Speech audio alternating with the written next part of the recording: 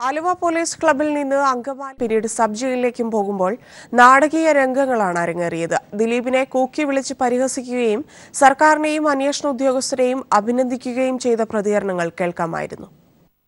Arrest രേഖപ്പെടുത്തിയ ശേഷം രാത്രി മുഴുവൻ ആലുവ പോലീസ് ക്ലബിലായിരുന്നു ദിലീപ്. പോലീസ് നൽകിയ ആഹാരം കഴിച്ചില്ല.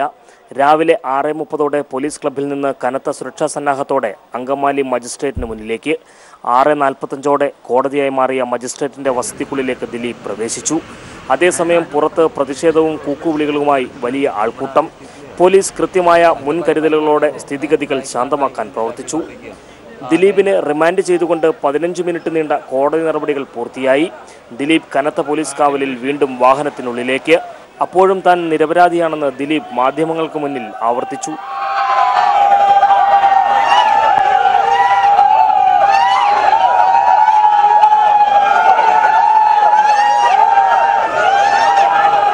വലിയ ആൾക്കൂട്ടത്തെ വകഞ്ഞുമാറ്റി പോലീസ് വാഹനം സിനിമ ക്ലൈമാക്സിന്റെ ത്രില്ലിലൂടെ ദേശീയപാതയിലൂടെ ആലുവ സബ് ജയിലിലേക്ക് കുതിച്ചു. പിന്നാലെ മാധ്യമപ്പടയും. 7:30 പോലീസ് വാഹനം ജയിൽ ഗേറ്റിന് മുന്നിൽ ബ്രേക്കിട്ടു. ദിലീപിനെ വാഹനത്തിൽ നിന്നിറക്കി ജയിലിലേക്ക് കയറ്റുമ്പോൾ ജനങ്ങൾ വെൽക്കം ടു സെൻട്രൽ ജയിൽ എന്ന കൂക്കുവിളികളോടെയും പ്രതിഷേധം മുഴക്കി.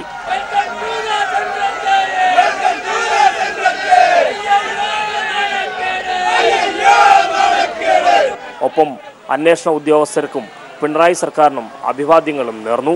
ജനപ്രിയ നായകൻ പൊടുന്നനെ ജനങ്ങൾക്ക് അപ്രിയനാകുന്ന കാഴ്ചയാണ് ആലുവ സബ് ജയിലിന് മുന്നിൽ നമുക്ക് കാണാനായത്.